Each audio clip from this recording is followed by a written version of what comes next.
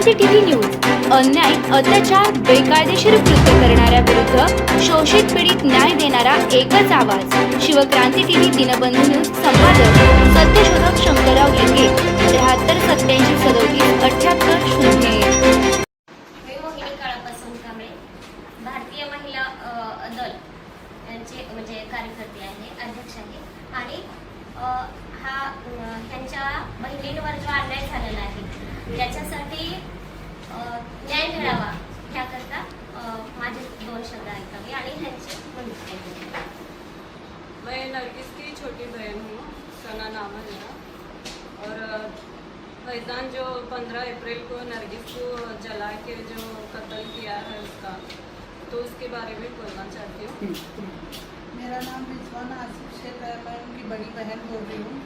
मेरा नाम मीना शेख है, मैं उसकी 4 नंबर बहन हूँ। सायरा बानो। पुन्हा मी हाँ, नरगिस के हाँ, चालू करा अभी तुम्हारा इमरान सर ते तुमच्याकडे बघून बोलायला लागले तिकडे सामने देखकर बोलो, यहाँ सामने ये लोग शुरू से ये लोग फंसा के शादी के, फंसा के इन द सेंस मतलब ऐसे कि वो लड़का उनका गे है और शादी के पहले से ही गे है वो, उसकी ऑलरेडी एंगेजमेंट टूटी है और शादी टूटी है, ये कुछ भी नहीं बताए वो लोग हमको। फंसा के शादी किए, मतलब उनके पूरे परिवार के लोग शामिल हैं इसमें। उसके माँ बाप शमशाद बेगम, जावेद शेख, मोहम्मद जावेद शेख, फिर फुरकान मोहम्मद जावेद शेख, हुमेरा फुरकान शेख, तस्कीन आरिफ काजी, आसिफा शेख और आयशा अमीन पटेल, ये सब लोग हमारे घर पर आए थे। टोटली अरेंज मैरिज हुई थी शादी, ये ना कि लव मैरिज हुई थी। ये सब अरेंज मैरिज के थ्रू हुआ है। बीच में जो रिश्ते वाली आती है लेके, उनको शायद पता था ये सब बातें, और कोई भी अगर शादी करने से पहले बताता है कि ऐसे ऐसे है, हमको समाज में दिखाने के लिए शादी करनी है करके भी अगर कोई ऐसे ये करता है तो शादी 1 या 2 दिन की कॉन्ट्रैक्ट मैरिज भी करना होता है तो बता के करता है। ये लोग हमको कुछ भी नहीं बताए कि इनके बेटे में फॉल्ट है, कि ये लड़का गे है करके, ये कुछ भी नहीं बताए। ऐसे फंसा के शादी किए ये लोग हमारे घर में। फिर आके ये सब रिश्ता अरेंज किया और गड़बड़ किए। जैसे अगस्त में ये रिश्ता देखने आए, फिर अगस्त में 15 अगस्त में एंगेजमेंट ऐसा घर में ही सेरेमनी किए, फिर उसी वक्त तारीख निकाले शादी की। फिर गड़बड़ करने का चालू किए ये लोग कि जल्दी जल्दी करो शादी करके। फिर बाद में शादी की डेट वगैरह फिक्स हुई थी, टाइमिंग भी फिक्स हुआ था, इसमें एविडेंस भी बहुत कुछ है हमारे पास। उस वक्त हमको भले ही समझ में नहीं आया, लेकिन अब बहुत कुछ समझ में आ रहा है कि ये लोग ऐसे क्यों किए थे। क्योंकि वो शादी के जो लग्न पत्रिका होती है, शादी का कार्ड होता है, उसमें टाइमिंग हम लोगों ने डाला था बाद मगरिब के निकाह पढ़ाएंगे मस्जिद में गेबी फिर के करके। लेकिन शादी के दिन उसकी माँ का कॉल आता है कि डॉक्यूमेंट लेके सबमिट करना है, वहाँ पे मस्जिद जाओ, तुम्हारे जो भी है आदमी लोग को वहाँ पे भेजो। बोलने में हमारे जीजू वगैरह गए थे दो लोग, तो वहाँ पे 2-3 बजे निकाह पड़ा है वहाँ पे वो। तो हमारे रिश्तेदार को हमने कार्ड दिया था, हमने कार्ड छापा था, वो लोग बिल्कुल भी कार्ड नहीं छापे हुए थे। तो फिर हमारे रिश्तेदार बोलने लगे हमको निकाह में आना है। बाद मगरिब के फिर सिर्फ हॉल में ये खाना रखे हुए थे। तो फिर हमारे रिश्तेदार बोलने लगे हमको निकाह में शरीक होना था, मस्जिद में शरीक होना था, कहाँ है निकाह। हम बोले वो आके ऐसे ऐसे साइन लेके गए नरगिस के घर पे की, वो तैयार भी नहीं हुई थी। तो फिर उसको कॉल की थी नरगिस, वो भी रिकॉर्डिंग है मेरे पास उसकी सास की, कि कैसे कैसे मैनिपुलेट किए वो लोग। मतलब उस वक्त 7 सितंबर 2024 को जब शादी हो रही थी, गणपति का विसर्जन भी था, और वो गड़बड़ ही कर रहे थे शादी के लिए, और वो किसी को ज्यादा मतलब सामने आने ही नहीं दिया उसको, फैजान को। हम लोग के सामने ज्यादा आए ना, हमारे रिलेटिव्स के सामने वगैरह। जिस दिन रात को सिर्फ देखने गए, फिर बाद में देख के फिर ऐसे ही फिर पटपटा जल्दी करने लगे शादी के लिए गड़बड़। तो फिर शाम में फिर लोग हमारे पूछने लगे, कॉल आया मुझे मेरे भाई लोग के वगैरह रिलेटिव्स के, कि निकाह ऐसे कैसे वहाँ हमको शरीक होना था मस्जिद में निकाह पढ़ाते वक्त।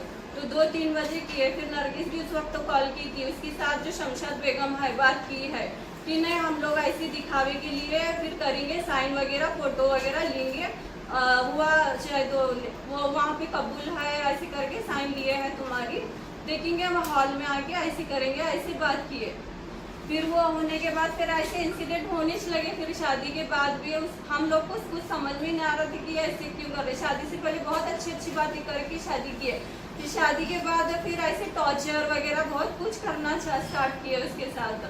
फिर उसको भी नहीं समझ में आ रहा था कि शायद मेरी ही गलती होगी करके वो माफ़ी मांगती गई, और ये लोग फिरौन बन के उसके साथ इतनी हुक्मरानी करने लगे कि उसके साथ इतनी ज्यादती और इतना जुल्म करने लगे कि फिर वो एकदम इसको समझ में ना रहा और ना ही डिसीजन लेने देते थे उसको। फिर इतना टॉर्चर होने के बाद फिर उसको नवंबर में ही घर पे मतलब मार हार करके उसको लाके छोड़े। फिर वापस थी वो अलमारी की चाबी बोल के उसको घर पे बुलाया, अम्मी गई थी उसके साथ में, तो फिर चाबी वगैरह लेके उसको मारहान करने लगे। तो अम्मी फिर से उसको घर पे लेके आई कि यहाँ रहना सेफ नहीं है, चलो देखेंगे हम कुछ तो भी बड़ों को बात करके रिश्तेदार में कुछ तो भी करेंगे करके फिर लेके आए। तब नवंबर 2024 के नवंबर से हमारे पास थी वो रहने के लिए। फिर बाद में टॉर्चर पे टॉर्चर करने लगे, फिर घर पे आके फैजान पे टॉर्चर करने लगा, फिर उसको मारने की धमकियाँ भी देने लगे। घर पे भी होते वक्त बहुत बार मारने मतलब जान से मारने की कोशिश भी करते रहे। फिर उसको धमकियाँ पे धमकियाँ, मेंटली टॉर्चर भी बहुत कुछ करते रहे उसके साथ। तो फिर ये सब होने लगा। तो फिर वो फर्स्ट कंप्लेंट मतलब तकरार जो है महिला मंडल में की थी वो, तो वहाँ पे क्या किया वो नांदे लेके जाते हम तुझे यहाँ से खारिज करा और कुछ भी मत बोल, जो भी है हमारे भी तो अच्छा है, ऐसे बोल के उसको धमकाया या कुछ किया। 10 मिनट बात करता करके फिर वो बोली कि हाँ मुझे नाने जाना है करके बोल के वहाँ से खारिज किए। हालांकि वो गया है, उनके बीच में कुछ भी शारीरिक संबंध कुछ भी नहीं हुआ था। ये बात वो घर पे आके बताई तो घर की बात वहाँ पे कैसा क्या बोली, यहाँ की बात वहाँ पे जब तक तू नहीं बोलती कैसे किसी को मालूम होता करके, तब से उसी को दांत में पकड़े हुए थी कि इसका खात्मा करेंगे करके। तो फिर तब से फिर ऐसे चलने लगा। फिर बाद में खुद ही फिर वहाँ से महिला मंडल से खारिज करा के फिर उसको कोर्ट में डाला।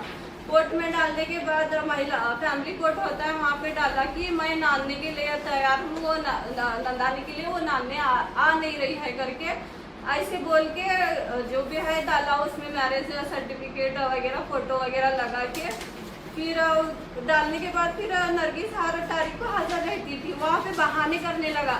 तो जज को समझ में आया तू डाला नानी के लिए तैयार है करके, तो लेके क्यों नहीं जा रहा करके जज बोले। तो बहाने करने लगा, 1 महीने की जो है तारीख लेने लगा कि मेरे पास घर नहीं है, मेरे पास जॉब नहीं है, मेरे फैमिली को मनाना पड़ेगा, हमारे ऐसे झगड़े हुए थे तो फैमिली को मनाना पड़ेगा, ऐसे बोल के बहाने करने लगा। फिर जज को भी समझ में आया। फिर वो भी बोले कि नरगिस को जो तुम्हारे जमात के लोग वगैरह या फिर जो तुम मुस्लिम समाज के होते हैं वहाँ से करके अलग ले लो, ये नहीं है शायद लेके जाने की इसकी नीयत था।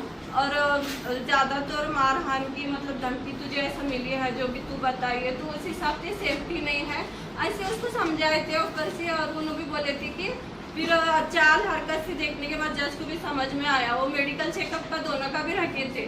तो फिर नरगिस तो उस वक्त हाजिर थे। ऐसे करते करते साल 2026 का आया जनवरी में ही मेडिकल चेकअप की बात हुई कि फिर तब वो हाजिर नहीं हुआ मेडिकल चेकअप के लिए।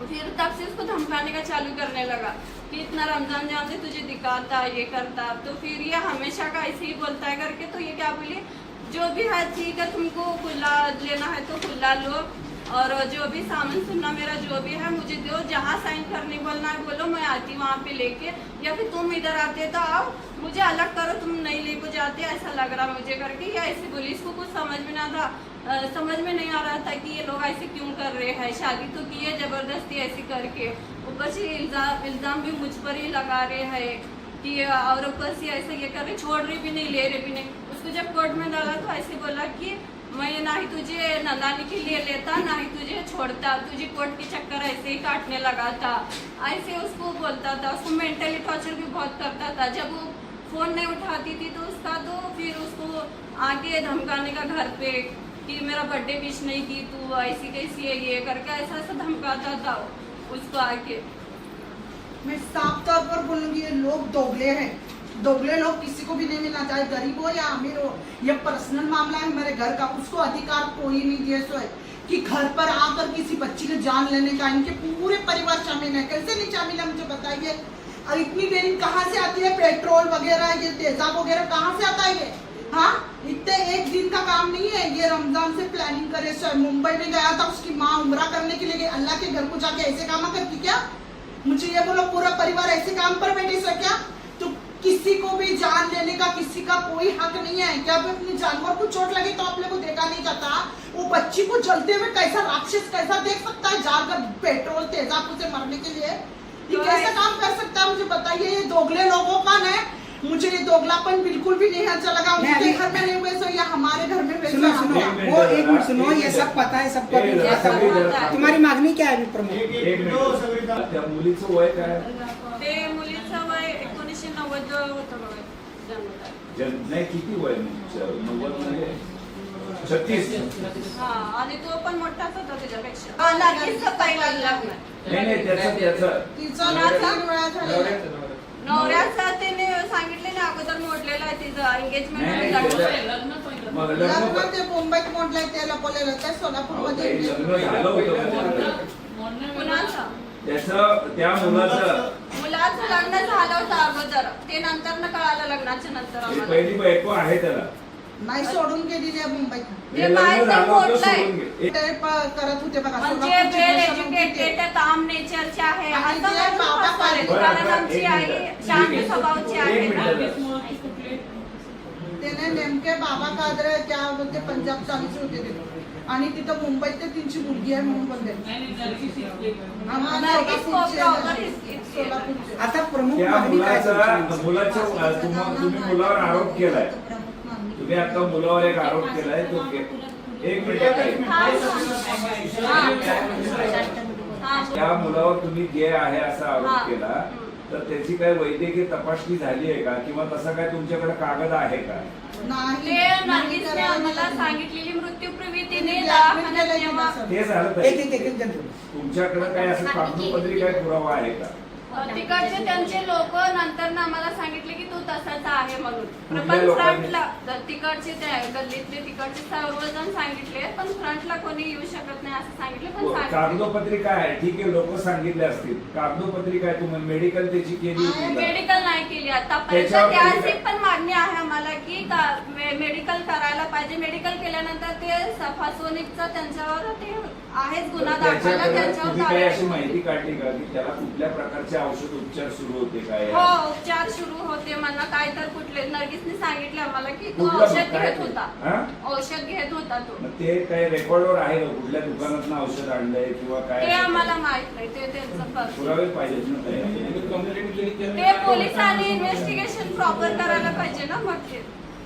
शामिल नहीं तो उन्हें मर्डर क्यों करता था? उनके पूरे इन्वॉल्व है इसमें, सपोर्ट करेंगे इसको ठीक है। सब रिकॉर्डिंग है. शादी से पहले कैसी बात की है, सपोर्ट शादी करेंगे तो अकेले का हाथ नहीं हो सकता कि इतना डेरिंग से किसी के घर में जाके। और मैं निवेदन करती हूँ सरकार तक जाए ये बात कि उसको फांसी दिया जाए और उसके पूरे परिवार को अरेस्ट किया जाए। वो पूरे शामिल है उनको फंसाने में और मारने में, ठीक. उनके दोगलेपन में। और उनका कोई देखो हमको सपोर्ट नहीं कर रहे हैं। न्यायालय में जाती हूँ मेडिकल चेकअप के लिए तो उसका वो प्रूफ उनके पास ही रहेगा ना। क्या हम देखने जाते कि आधी आधी रात को कहाँ पर जाएगा साड़ी पूछताछ करनी चाहिए लिपस्टिक पुलिस लगाकर। को। फिर पड़ोसी से सुनते हैं कि लिपस्टिक लगाएगा, साड़ी पहनेगा, लहंगा पहनेगा, ऊपर टेनिस पर डांस करता है तो फिर वो पुरावा थोड़ी होता है उनके मुंह से। वो हमको उसको ये पुरावा रियल में मांगते हुए हमारे पास नहीं है। फिलहाल वो पुरावा मौजूद नहीं है। मी के पोलिसांना तिचा मेडिकल चेकअप करायला लावा सर. नाही तुम्ही जाऊन कोर्टात बोला. कोर्टात त्या वकिलासमोर बोलल्यावर तिने म्हणते प्रूफ आणा. कुठनं आणावं प्रूफ? तिचे प्रूफ तर तिच्या घरातच मिळणार ना. मेडिकल चेकअप करायला तिचे पाहिजे. मोबाईल मध्ये मिळतं. तिचा मोबाईल जप्त करायचं पाहिजे होतं पोलिसांना. हे कशाला नाही केले तिच्यावर कारवाई? आणि पडोसीवर लोक येते त्यांच्या लोकांना विचारलं का त्यांनी कारवाई केली का कशामुळे तिला हत्या केलं म्हणून, का केलं म्हणून हे विचारलं का कडकपणाने तिने? नाही विचारले सर. नाही त्यांनी ठीक आहे. काय पणच केलं नाही. अपेक्षाच नव्हती आम्हाला की मी असं करीन म्हणून.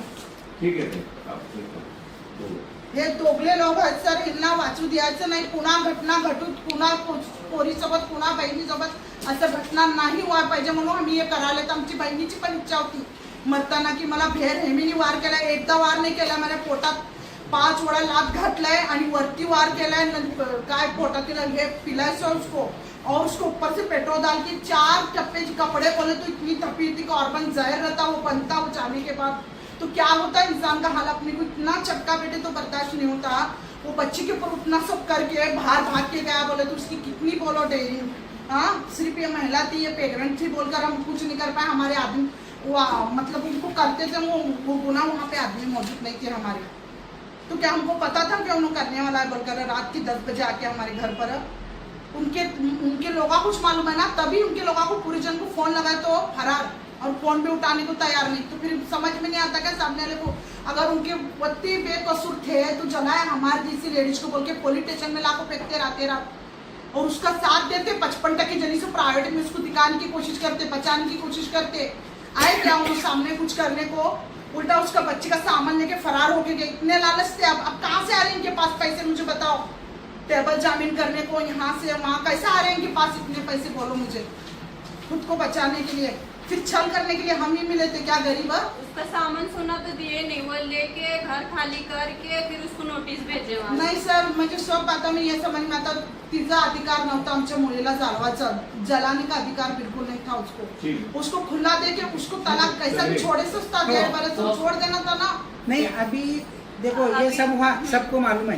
खाली मैं बोल रहा हूँ वो सही है क्या, खाली तुम इतना बोलो तुम्हारी मांगनी क्या है अभी फिलहाल इसकी वो बोलो फाइनल।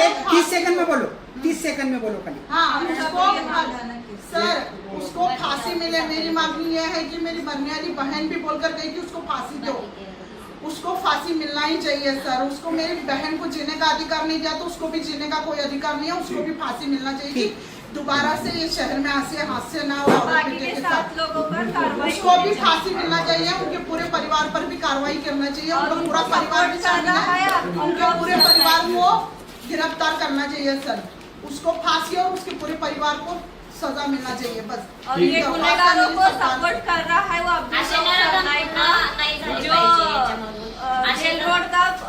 जेल रोड का रिटायर्ड पुलिस है, और वो बोलता है कि सब ये जो भी कर रहे हैं तो मैं सपोर्ट करूंगा फुल उनको, मतलब जो भी है गुनहगार उसको भी मैं मतलब उसको जेल में प्रोवाइड करूंगा। नहीं, अपनी बच्ची क्या मांगी थी सर, हमको धमकियां आ रही है, हमको ये धमकियां आ रही है कि तुम जहाँ पे रहते हैं वहाँ से घर खाली करके जाओ, ये लोग बहुत डेंजर है, बहुत क्रिमिनल है, तुम्हारे साथ भी ऐसा कुछ करेंगे। अब तुम केस लड़ने के लिए ठहरे हैं तो तुम्हारा भी खात्मा करेंगे आज ना कल, ऐसे करके हमको लोगों के थ्रू धमकियां आ रही है। वो जो है अब्दुल रऊफ सरनाइक, ये उसका मामू है फैजल का, शमशाद बेगम का भाई है वो, ये रिटायर्ड पुलिस है। और उनके भी और भी पुलिस है बोलते रिलेटिव्स में। उसका जो अब्दुल रऊफ सरनाइक का बेटा है वो पुलिस है मुंबई में, एक मिनट रुको, बोलते कायदा कानून वगैरह सब। अवकाश है कि पुलिस प्रशासन से उसकी चार्जशीट अच्छे तैयार करे और उसको फांसी दिया जाए। मेरी मरने वाली की गवाही है, मुझे मेरे हाथ में हाथ डाल के उन्हें बोल की गई सर जाने से पहले तो उसको फांसी दो और उसके पूरे परिवार को गिरफ्तार करो। उसको बहुत सताए से मानसिक के ऊपर चल करके मारे नहीं। प्लीज़ मैं दरख्वास्त करती हूँ कि पुलिस हमारी ये दरख्वास्त को, रिक्वेस्ट को स्वीकार करे। प्लीज़ मैं सरकार से निवेदन करती हूँ कि उसको फांसी दे और पूरे परिवार को गिरफ्तार करे। मेरी बहन मिलना चाहिए उसके जाने के बाद। प्लीज़ उसकी, मेरी बहन नहीं रही है हमारे बीच में, उसको न्याय दो प्लीज़, उसको न्याय दो। मैं न्याय की अपेक्षा करती हूँ।